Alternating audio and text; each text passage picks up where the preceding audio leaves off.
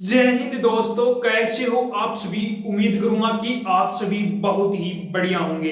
तो आज के इस वीडियो में हम बात करने वाले हैं RRB NTPC under graduation level भर्ती 2025, जिसकी फाइनली आपकी आंसर की है वो जारी हो चुकी है। अब यहाँ पर काफी बच्चे निराश हैं और काफी बच्चे खुश भी हैं। तो निराश वो बच्चे हैं उनकी आंसर की आने के बाद में काफी मार्क्स उनके घट रहे हैं, और खुश वो बच्चे हैं जिनके मार्क्स हैं वो बढ़ रहे हैं। तो आपके आंसर की अब जारी हो चुकी है। अब यहां पर हम देखने वाले हैं कि इसका नॉर्मलाइजेशन में आपको कितना फायदा देखने को मिलेगा, और जो आपका आईटीआई के द्वारा कितने कैंडिडेटों ने एग्जाम दिया है, कितने आपका कंपटीशन है, इसके बारे में बात करेंगे। और जो आपके आंसर की आने के बाद में जो आपकी एक सटीक कट ऑफ है क्या रहने वाले, उस पर भी पूरी डिटेल से बात करेंगे। तो वीडियो में लास्ट तक जरूर बने रहना। जो कैंडिडेट वीडियो में नए जुड़े हैं वो एक बार चैनल को सब्सक्राइब जरूर कर लेना, जिन्होंने जितनी भी भर्तियों की अपडेट है वो सबसे पहले आपको मिलती रहे। और एक बार जो कैंडिडेट ने RRB NTPC under graduation level का एग्जाम दिया है तो उसके लिए वीडियो बहुत ज्यादा इंपॉर्टेंट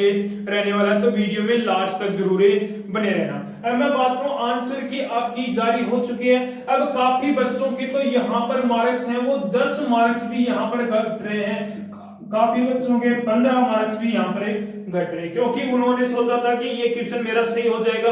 काफी क्वेश्चन उन्होंने बोले सोचे थे कि ये क्वेश्चन मेरा सही हो जाएगा, लेकिन वो अब आंसर की आने के बाद में वो क्वेश्चन क्या हो रहे हैं, गलत हो रहे हैं। अब खुश वो बच्चे हैं जिनके 2 से 3, ज्यादा तो नहीं, 2, 3 या 4 मार्क्स उनके क्या हो रहे हैं, बढ़ रहे हैं। वो कैंडिडेट क्या है यहाँ पर खुश है। ठीक है, अब मैं बात करूंगी टोटल पोस्ट कितनी थी आपकी अंडर ग्रेजुएशन लेवल की।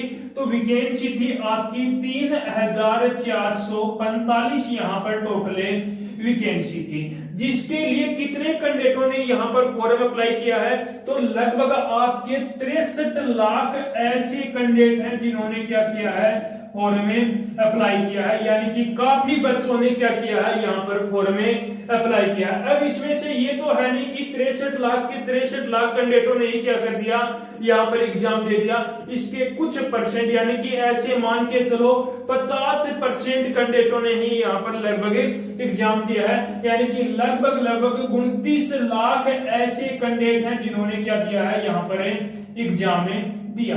ठीक है, बात करूं एग्जाम का लेवल क्या रहा है। तो एग्जाम का लेवल क्या किस पर डिपेंड करता है, कैंडिडेट पर डिपेंड करता है। जिस कैंडिडेट की अच्छी खासी तैयारी थी तो उसको पेपर आसान लगा था, जिसकी तैयारी कम थी उसको पेपर हार्ड लगा था। तो एग्जाम के लेवल की बात करूं तो मॉडरेट टू आपका हार्ड रहा। ठीक है, अब यहाँ पर बात करूं आपका सब्जेक्ट वाइज की, तो आपके काफी बच्चों ने बोला था कि सर रीजनिंग सब्जेक्ट था वो भी क्या था, हार्ड बता रहे थे। काफी कैंडिडेट बता रहे थे कि रीजनिंग है वो भी हार्ड थी, लेकिन मैथ बता रहे थे काफी बच्चे मॉडरेट है। जीके और जीएस भी आपकी काफी बच्चे बता रहे हैं कि आपकी हार्ड रही है। ठीक है, अब मैं बात करूं कि सीबीटी 1 में कितने कैंडिडेटों को क्वालिफाई किया जाएगा। तो जितनी वैकेंसी है उसके 15 गुना कैंडिडेट, यानी कि लगभग आपके 51,675 कैंडिडेटों को क्या किया जाएगा, यहाँ पर पास किया जाएगा।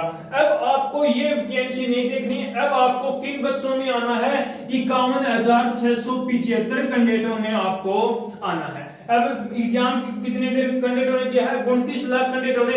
अब 29 लाख में से कितने कैंडिडेटों को पास किया जाएगा, 51,675। यानी कि आपका कंपटीशन क्या रहा है, 55 स्टूडेंट पर सीट। यानी कि ऐसे मान के चलो कि 55 स्टूडेंटों ने सीबीटी 1 का एग्जाम दिया है, उसमें से एक कैंडिडेट क्या होगा, सीबीटी 1 में क्या होने वाला है, पास होने वाला। ठीक है, तो मैंने आपको कंपटीशन भी बता दिया है। काफी बच्चों के डाउट ये भी था कि सर कितने कैंडिडेटों ने एग्जाम दिया है, वो भी मैंने क्लियर कर दिया है। अब हम बात कर लेते हैं कि जो आपका नॉर्मलाइजेशन का जो खेल है वो चक्रव्यूह आपका क्या रहने वाला। तो सबसे पहले मैं हार्ड शिफ्ट की बात करूं, कौन कौन सी हैं। 18 अगस्त की सेकंड और थर्ड, 7 अगस्त की फर्स्ट सेकंड, 11 अगस्त की फर्स्ट सेकंड, 14 अगस्त की फर्स्ट और सेकंड, 12 अगस्त की सेकंड और थर्ड शिफ्ट होगी, 20 अगस्त की फर्स्ट थर्ड शिफ्ट, 29 अगस्त की फर्स्ट और सेकंड शिफ्ट, 13 अगस्त की फर्स्ट और थर्ड शिफ्ट, और 21 अगस्त की फर्स्ट और सेकंड शिफ्ट हो गई।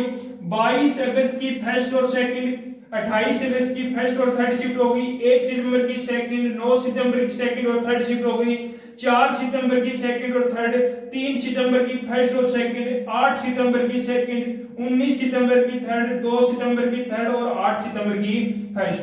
ये शिफ्ट क्या है, आपकी हार्ड शिफ्ट है।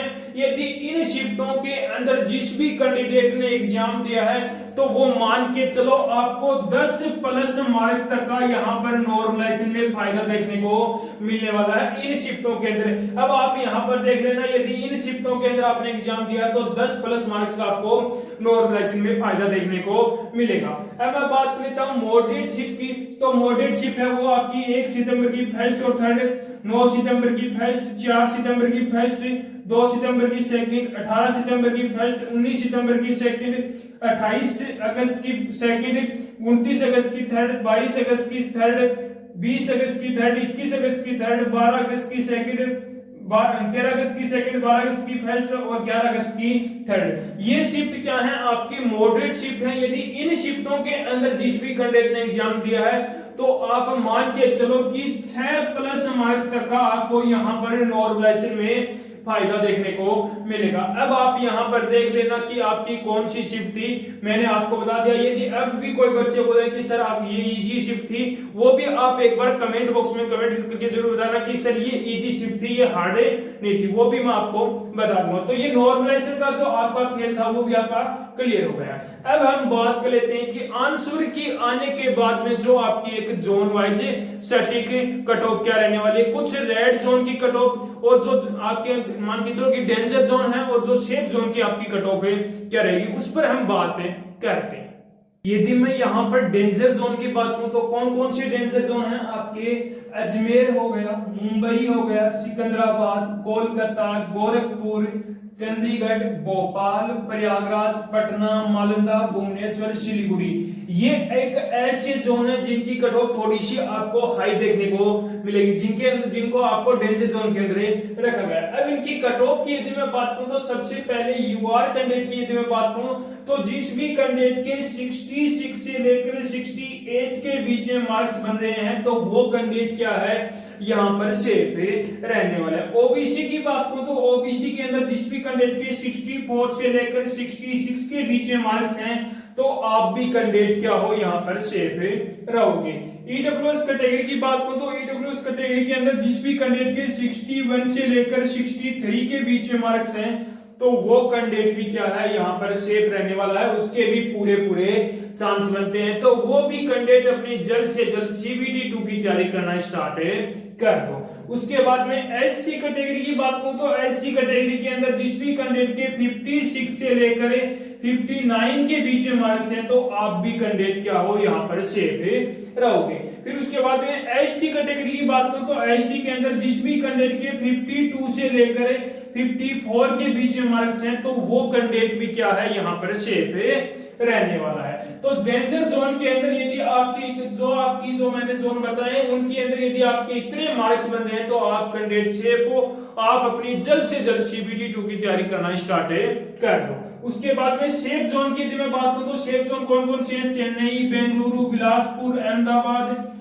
रांची हो गया, मुजफ्फरपुर, गुवाहाटी और जम्मू एंड कश्मीर। ये एक ऐसे जोन है जिनकी कट ऑफ आपकी डेंजर जोन से थोड़ी सी आपको कम देखने को मिलेगी। सबसे पहले यूआर कैंडिडेट की बात करूं तो यूआर कैटेगरी से जिस भी कैंडिडेट की 61 से लेकर 63 के बीच में मार्क्स हैं तो आप कैंडिडेट क्या हो, यहाँ पर सेफ रहने वाले हो। ओबीसी की यदि मैं बात करूं तो ओबीसी के अंदर जिस भी कैंडिडेट के 58 से लेकर 60 के बीच में मार्क्स हैं तो आप भी कैंडिडेट क्या हो, यहाँ पर सेफ रहोगे। ईडब्ल्यूएस कैटेगरी की बात करूं तो ईडब्ल्यूएस के अंदर जिस भी कैंडिडेट के 54 से लेकर 57 के बीच में मार्क्स हैं तो वो कैंडिडेट भी क्या है, यहाँ पर सेफ रहेगा। एससी कैटेगरी की बात करूं तो एससी कैटेगरी के अंदर जिस भी कैंडिडेट के 51 से लेकर 53 के बीच में मार्क्स हैं तो वो कैंडिडेट भी सेफ है, वो भी अपने जल्द से जल्द सीबीटी 2 की तैयारी करना स्टार्ट कर दो। एसटी कैटेगरी की बात करूं तो एसटी के अंदर जिस भी कैंडिडेट के 47 से लेकर 50 के बीच में मार्क्स हैं तो आप भी कैंडिडेट क्या हो, यहाँ पर सेफ रहोगे। तो यदि सेफ जोन यानी कि इन जोन से यदि जिस भी जो कैंडिडेट है तो उसके इतने मार्क्स बने हैं तो वो कैंडिडेट क्या है, सेफ है, वो अपनी जल्द से जल्द सीबीटी 2 की तैयारी करना स्टार्ट कर दो। तो मैंने आपको पूरी डिटेल बता दी है आरआरबी, एनटीपीसी, यूजी कि जो कट ऑफ भी मैंने बता दिया, नॉर्मलाइजेशन का जो खेल था वो भी मैंने क्लियर कर दिया है। यदि अभी भी कोई बच्चे का कोई डाउट बचा हो तो वो कमेंट बॉक्स में कमेंट जरूर करना, और एक बार कमेंट बॉक्स में कमेंट करके जरूर बताना कि आपने कौन सी शिफ्ट के अंदर एग्जाम दिया था और आपके कौन से जोन में कितने मार्क्स बने, तो उसका रिप्लाई बहुत जल्दी करने वाला हूं। तो उम्मीद करूंगा कि आपको हमारा ये वीडियो पसंद आया होगा। तो एक बार लाइक शेयर सब्सक्राइब जरूर करना और एक बार कमेंट करके जरूर बताना कि आपको हमारा वीडियो कैसा लगा।